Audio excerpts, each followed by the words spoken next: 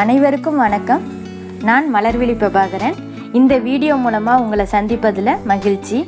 பிரேக்ஃபாஸ்ட்டுக்கும் டின்னருக்கும் என்ன மாதிரி சட்னி செய்கிறதுன்னு பெரிய குழப்பமாக இருக்கும். ஒரே மாதிரி சட்னி அரைச்சி உங்களுக்கு போர் அடிச்சிடுச்சா? வாங்க இந்த வீடியோவை முழுசாக பாருங்கள். அடுத்த 10 நிமிஷத்தில் நீங்கள் விதவிதமான சட்னி செய்ய கற்றுக்கலாம். உங்களுக்காக 14 வகை சட்னி ரெசிபி தயார் பண்ணியிருக்கோம். இந்த பார்ட் 1 வீடியோவில் 7 சட்னியும், அடுத்த பார்ட் 2ல் மீதி 7 சட்னியும் பார்க்கலாம். சின்ன வெங்காய பூண்டு சட்னி. அதுக்கு தேவையான பொருட்கள் 7லேருந்து 8 வரமிளகாய், அரை கப்பு பூண்டு, 1 கப்பு சின்ன வெங்காயம், உப்பு தேவையான அளவு, புளி நெல்லிக்காய் அளவு. இப்போது நம்ம அடுப்பை பற்ற வச்சுட்டு கடாயில் எண்ணெய் விட்டுக்கலாம். எண்ணெய் காஞ்சதும் அதில் மிளகாவை சேர்த்துக்கலாம். மிளகாய் நல்லா வறுபட்டதும் அதை ஒரு தட்டில் தனியாக எடுத்து வச்சுக்கோங்க.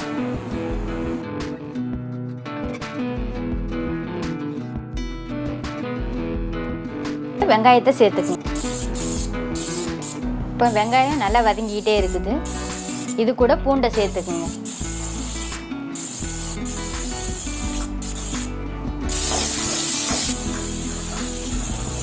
பூண்டையும் சேர்த்து நல்லா செவக்க வதக்கிங்க.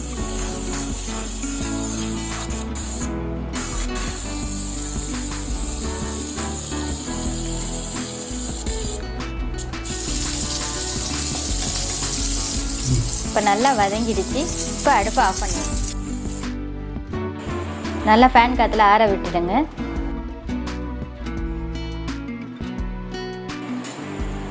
இப்போ ஆறிடுச்சு. ஆறின பிறகு எல்லாத்தையும் மிக்ஸி ஜாரில் சேர்த்துக்கலாம். மிளகாய், உப்பு, புளி, வெங்காயம், பூண்டு எல்லாத்தையும் ஒன்றா சேர்த்துக்கலாம்.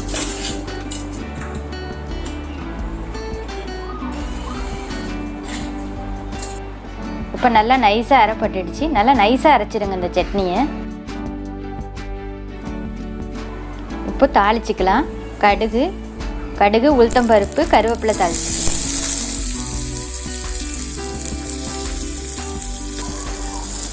இப்போ இந்த சட்னி கூட தாளிச்சதை சேர்த்துடுங்க. சின்ன வெங்காய சட்னி தயார்.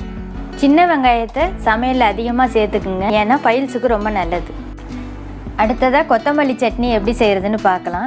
இந்த கொத்தமல்லியில் என்னென்ன பெனிஃபிட் இருக்குன்னா, விட்டமின் A, C, E இருக்குது. அதனால் கண்ணுக்கு ரொம்ப நல்லது. சுகரை கண்ட்ரோல் பண்ணு, கல்லீரலுக்கு ரொம்ப நல்லது. இப்போ அதற்கு தேவையான பொருட்களை பார்க்கலாம்.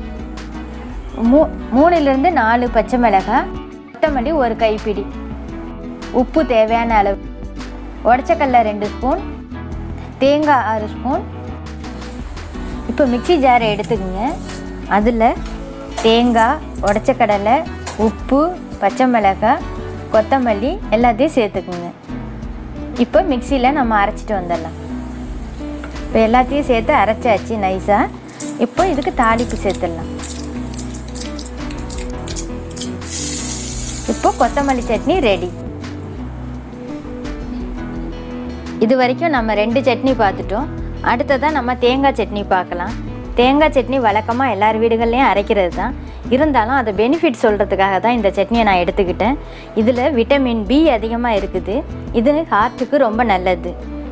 இப்போ தேங்காய் சட்னி எல்லாரும் கொலஸ்ட்ரால்னு சொல்கிறாங்க. இப்போது தேங்காயோட பேஸ்ட்டு நல்லா கொதிக்கும் போது தான் அது கொலஸ்ட்ரால் ஆகுது. அது பச்சையாக சேர்க்கும் போது அது கொழுப்பு கிடையாது. இதை தவறாக புரிஞ்சிட்டு இருக்காங்க எல்லாரும். இப்போ தேங்காய் சட்னிக்கு தேவையான பொருட்களை பார்க்கலாம். பச்சை மிளகாய் 3லேருந்து 4, உப்பு தேவையான அளவு, தேங்காய் 1 கப், பொட்டுக்கடலை 1/4 கப்,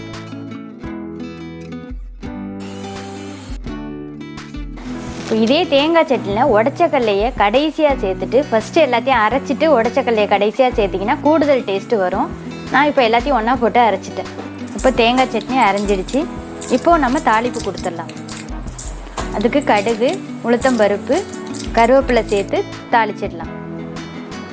இப்போ தேங்காய் சட்னி ரெடி. அடுத்ததாக நம்ம வெங்காய தக்காளி சட்னி பார்க்கலாம். இந்த சட்னி குழந்தைங்களுக்கு மிகவும் பிடிக்கும். ஹோட்டல்லலாம் இந்த சட்னியை நமக்கு வைப்பாங்க. இது ரொம்ப டேஸ்ட்டாக இருக்கும். இந்த சட்னிக்கு தேவையான பொருட்களை பார்க்கலாம்.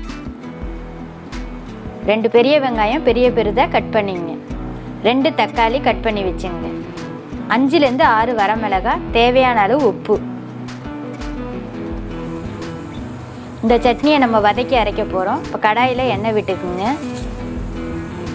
எண்ணெய் காஞ்சதும் வரமிளகாய் சேர்த்துக்குங்க. இந்த மிளகாவை நல்லா வறுத்து தனியாக எடுத்துக்கிட்டு வெங்காயத்தை சேருங்க. அப்போ தான் அந்த ஹோட்டலில் உள்ள டேஸ்ட்டு நமக்கு கிடைக்கும். மிளகாய் நல்லா வறுந்துட்டு இப்போ ஒரு தட்டில் எடுத்துக்குங்க. அதே எண்ணெயில் இப்போ வெங்காயத்தை சேர்த்துக்குங்க. இப்போ அடுப்பை வேகமாக வச்சு வெங்காயத்தை நல்லா செவக்க வதக்குங்க.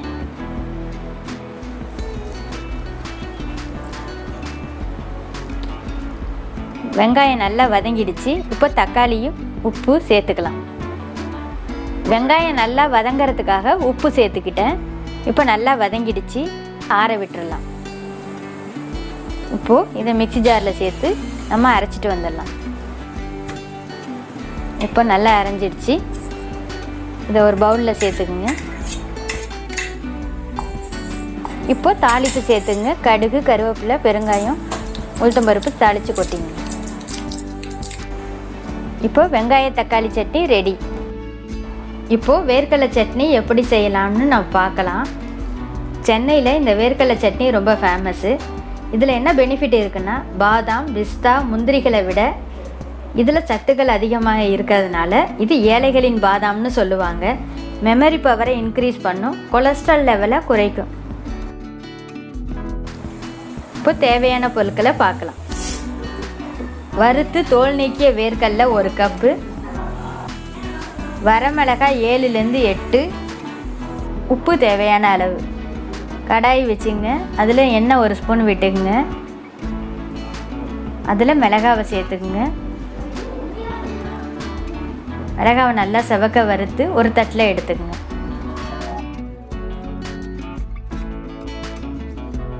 இப்போ மிக்ஸி ஜாரில் வரமிளகாய், உப்பு, வேர்க்கடலை எல்லாத்தையும் சேர்த்து நைஸாக அரைச்சிட்டு வந்துடுங்க. இப்போ நைஸாக அரைஞ்சிடுச்சு.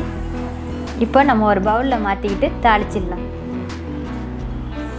இந்த சட்னி கொஞ்சம் தண்ணியாக தான் இருக்கணும். ரொம்ப கெட்டியாகவும் இருக்கக்கூடாது, ரொம்ப லிக்விட் ஃபார்ம்லேயும் இருக்கக்கூடாது.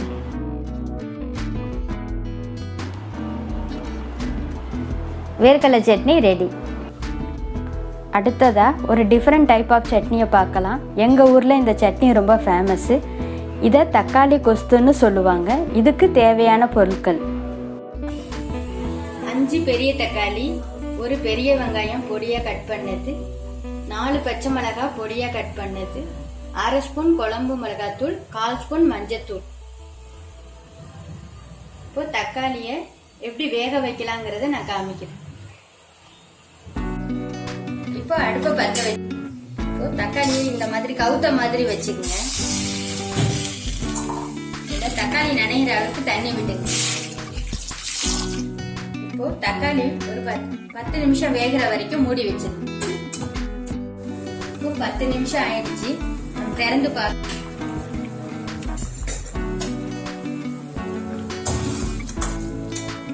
இந்த தக்காளி வெடிச்சு வந்திருக்கு பாருங்க. இந்த சமயத்துல அடுப்பை ஆஃப் பண்ணிட்டு தக்காளியை ஒரு தட்டுல மாத்தி தக்காளியை ஒரு தட்டுல வச்சு ஆற வச்சுக்கலாம். இந்த தண்ணியை வேஸ்ட் பண்ண வேண்டாம். இந்த தண்ணியை எடுத்து வச்சு இப்போ அடுப்பை பற்ற வச்சு இந்த தக்காளி தண்ணியை ஒரு கிண்ணத்துல மாத்தி வச்சுங்க. கடாய் காஞ்சிடுச்சு. கடாயில 1 ஸ்பூன் எண்ணெய் விட்டுக்குங்க. 1 ஸ்பூன் கடுகு சேர்த்துங்க.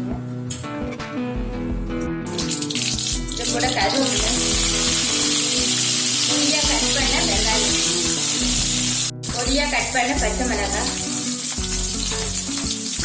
எல்லாத்தையும் போட்டு நல்லா செவக்க வதக்கிங்க. இப்போ தக்காளி நல்லா ஆறிடுச்சு. இப்போ மிக்ஸி ஜார்ல போட்டு நைஸா அரைச்சிட்டு வந்துடலாம். தக்காளி நைஸா அரைஞ்சிடுச்சு. இப்போ இது கூட இந்த தக்காளியை சேர்த்துக்கலாம்.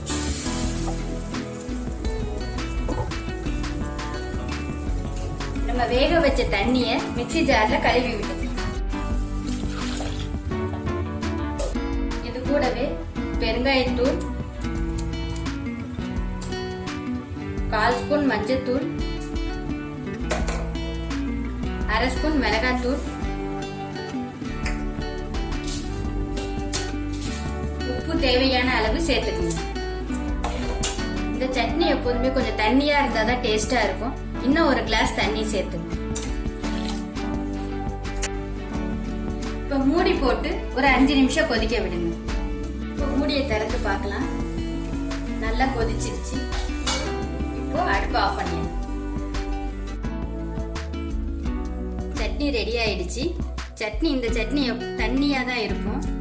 இதை எங்க ஊர் பக்கம் தக்காளி தண்ணி சட்னின்னு சொல்லுவாங்க.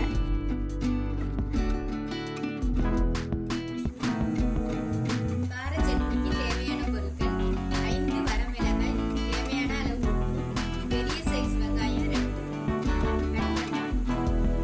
சட்னி எப்படி அரைக்கிறதுன்னு பார்க்கலாம்.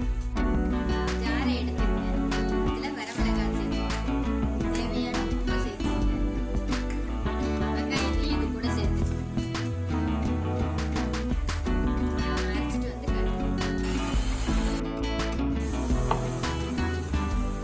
சட்னி எப்படி நைஸா அரைச்சிட்டுன்னு பாருங்க. இந்த சட்னியை தாளிக்க வேண்டிய அவசியம் இல்லை. உங்களுக்கு தேவைப்பட்டா தாளிச்சுக்குங்க. இது கூட நல்லெண்ணெயோ நெய்யோ சேர்த்து சாப்பிடும் போது ரொம்ப நல்லா இருக்கும். இப்போ நான் இது கூட எண்ணெய் சேர்க்கிறேன். நல்லெண்ணெய் சேர்க்கிறேன்.